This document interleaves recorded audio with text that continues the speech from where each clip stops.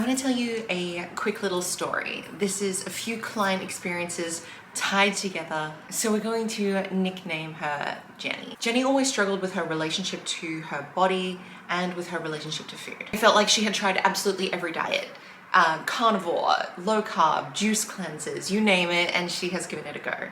She would always see results at first, but then the cravings would start to kick in and she would fall off track. And now this is a cycle that has gone on for longer than she can remember. If Jenny's experience sounds familiar to you, you'll want to keep watching this video so you can learn how to break this cycle. Before we jump into it, I wanted to give a quick little thanks to Squarespace for sponsoring today's video. If you're new around here, welcome. My name is Rachel. I'm a nutritionist, personal trainer, and a wellness coach. I help busy women who are finally ready to make a change in their lives and their mindset actually last this time. So jumping back to Jenny's story. She would always start a new diet or a new fitness program or download a new PDF with all this enthusiasm and so ready to get going. She would stick to the plan for a few weeks or maybe, if she was good, a couple of months. And she would be hyper aware of the numbers on the scale changing. But then, eventually something would happen. It would be a stressful day at work. It would be a fight with her partner, a night out with her friends, a holiday. Whatever it was, it would start to trigger Jenny's cravings and she would give in to them. She would tell herself like, oh, it's just one meal, or it's just one day, it's just 1 week. I'll get back on track tomorrow.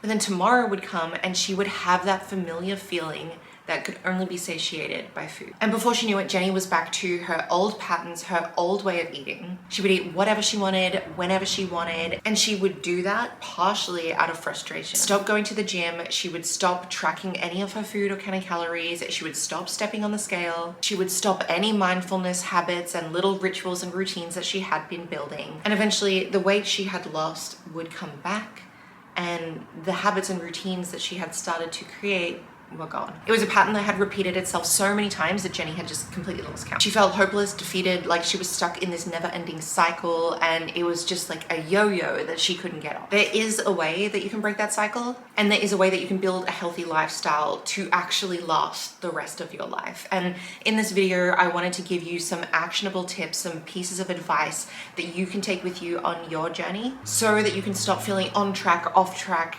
going, starting, stopping. I don't want you to feel like that. So, over my years as a practitioner, there are definitely certain trends that I have noticed in people who have been able to stick to this consistently, and I wanted to share those with you. First up, and this is a really important one, we actually want to define realistic goals. None of this nonsense of I want to lose X amount of kilos in this many weeks, or pinning up a picture of someone else's body and expecting that that's what you'll be able to achieve. Setting realistic goals is really, really crucial when it comes to establishing a healthy relationship with food. It's essential to set goals that not only align with your lifestyle, but also with the eating habits that you would like to have. So as a really rough example, if you're following an influencer who's, let's say, a bikini competitor and she's posting her what I eat in a day videos, those are for a specific purpose, which is for her to maintain a top tier physique, because that is something that she gets judged off. I'll use myself as an example as well. My personal goal with my nutrition is to be able to feel healthy, have no PCOS symptoms, have good energy so that I have mental focus and attentiveness for my clients, but also achieve a good, strong physique while I still feel balanced. So I think this is why it's really important to identify yours. Because if you're throwing yourself into an eating pattern or a food pattern that doesn't align with the lifestyle that you want to live, it's going to feel really, really hard. And this is going to be crucial when it comes to taking steps with changing your nutrition too, because we don't change overnight. Habits change gradually. So if you're someone who currently gets like fast food or takeaway meals multiple times per week because you have a busy schedule and you aren't often organized with your meals, it's probably not going to be realistic to say, okay, I'm going to cut it out and I'm never going to eat it again. What we need to do instead is start to strategize, make some more meals from home, maybe gradually reduce that amount, but then also change the options that you're picking when you're there. So answer this question, maybe journal it out somewhere. What do you want to achieve by establishing a better relationship with food? I want you to make it mean something to you personally. Maybe you want to improve your energy levels, maybe you want to improve your training. Once you have a clear idea of exactly what you want to accomplish, it's going to become a lot easier to set goals that align with that. I see this in clients all the time, but often people can find themselves pressured externally to do these things. I have to do this. I have to lose this weight. I shouldn't eat like this. There's a lot of that language where they're not in control and they're not the ones making the decision. but that motivation is not going to last long. This might be controversial to some of you, but I want you to take away the timeline. This is something that I preach so much. It will take so much longer than you expect it to take, and there is no point getting frustrated when we can only do what we can do. We can put in our best effort and then we just have to wait. I honestly feel that timelines are one of the worst things that you can put in place when it comes to your nutrition, because it puts so much pressure and you can start to get too restrictive in an attempt to keep up with this timeline. And then it's worth asking yourself, that restrictive, like overly confined lifestyle where you have to take meal prep everywhere and you can never go out to eat with your friends, like, is that the lifestyle that you actually want to have? If you want more tips and advice, I would recommend jumping over either onto my Instagram, where I do post some things sometimes, or there's a lot more like resources, materials available for you in my More membership, which you can find on my website. I'll probably have comments disabled for this video because since I've come back to uploading, it just feels a lot easier for me to upload and post when I don't have to go through them, because I do like to try and get back to everyone, and it's so overwhelming on YouTube. So I'll probably disable comments on this video, but if you want to ask me a specific question in the More membership, you can actually do that, as well as attending live calls held by myself or my assistant coaches. And if you want even more personalized advice, I have a couple of different coaching options available. Now, I know I said we don't need to eat meal prep all the time, but we do need to at least plan our meals and prepare either the meals or some ingredients. This is going to help you make more balanced choices when your hunger does arise. So you could make like a weekly layout for yourself, or you could plan each day, or if you want to track macros, you can track macros. If you want to just like eyeball portions, you can do that. We need to find a way that aligns with you. What works for you, do that, and then also take some time to either prep out meals in advance, or what I like to do is when I'm cooking one meal, I'll cook a few others at the same time, or every now and again I like to do a batch prep of basic ingredients. It could be cooking up a bunch of rice, it could be cooking a bunch of potatoes, making sure I've got 1 or 2 protein sources ready to go, prepping some overnight oats. You basically want to make it as easy as possible for yourself to make choices that you know align with your goals and are going to make you feel good. We want to take away as much of that resistance as we can.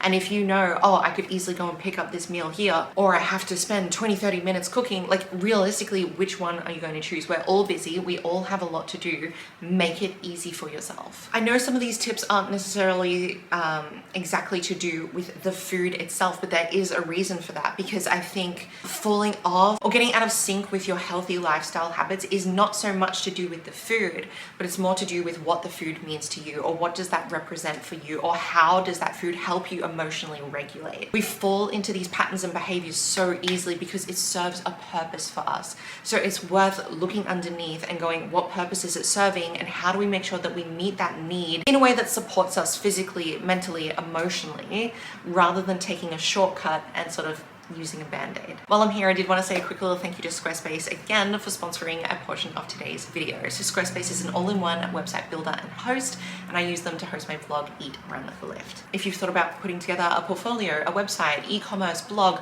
whatever it is, you can do it on Squarespace, and they have amazing templates that you can get started with, drag, drop, put in your branding, make sure that it's all seamless and represents you, and then without much effort at all, you can hit publish and have it ready to go and able to be seen by the world. Along with their templates already making it easy for you, they also have a 24/7 customer support service team who are available to help you out. But like I always say, I don't want you to jump in blind. I think you should give it a go. Set up a trial, click around, see how you find it, and as soon as you're ready to hit publish, use the URL, which I'll put on the screen, or the one that I'll put in the description box, and that will give you a discount off your first purchase. Stress can have a significant impact on our relationship with food. I know for me, it really did for a long, long time. Stress is going to trigger a cascade of mechanisms, which on top of your body actually craving these foods, which are faster releasing, usually not the best options because our body wants something that's going to give us a glucose spike immediately. We'll have that emotional void that we want to fill. Maybe there's a level of discomfort there with actually sitting with that feeling and actually dealing with the stress, or even getting to the bottom of it and realizing what is that significant contributor within your lifestyle. Sometimes we don't want to address where it's actually coming from because it's easier just to be like, oh, I'm a bit stressed out, and kind of push it to the side, right? When we're stressed, our body's going to turn to comfort foods. They're usually higher in fats, sugars, and therefore calories. Everything in moderation. But when we're stressed, it's hard to listen to our body's natural appetite cues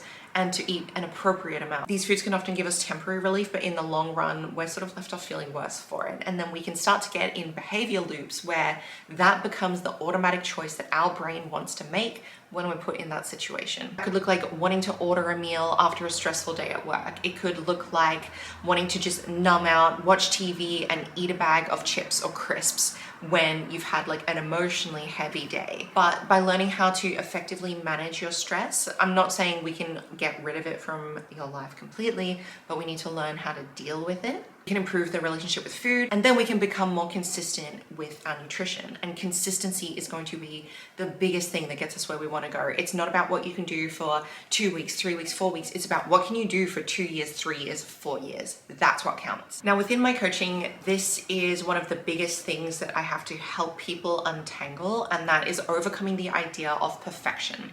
So many of the women that I work with are like high achievers, they're go-getters, they're doing so well in their career, highly educated, they're smart, like so many of them are so switched on, so intelligent, creative, they're doing so many things in their life, and they feel like this is the one thing that they just can't get down pat. And often perfectionism, or that idea of trying to be the best at something, can come into play here. But it's important to remember that a healthy relationship with food and a balanced relationship with nutrition is not about being perfect 24/7. It's not about viewing it as being on or off. The key is to learn how to maintain balance and moderation. And again, this is going to go back to setting an appropriate goal for yourself. Are you trying to live a lifestyle and habits that are out of alignment with how you actually want to live? Or have you set them up in a way that feels livable? By allowing yourself some flexibility and some freedom, you're actually going to avoid feeling deprived and restricted. And this is going to help you stick to it for the long run, because like I said, it's going to take years, not weeks. I hope that by incorporating some of these tips, you can start to create a more balanced relationship with your nutrition and improve the relationship that you have with yourself and your relationship to food. Of course, none of this is personal advice because I don't personally know you. If you are after more structure, more tips, you can head over either to my membership, which has a little bit of contact with me, or if you would like to work with me directly, then you can apply for coaching, and I'll leave a link to that in the description box. Look after yourself. I'll see you soon.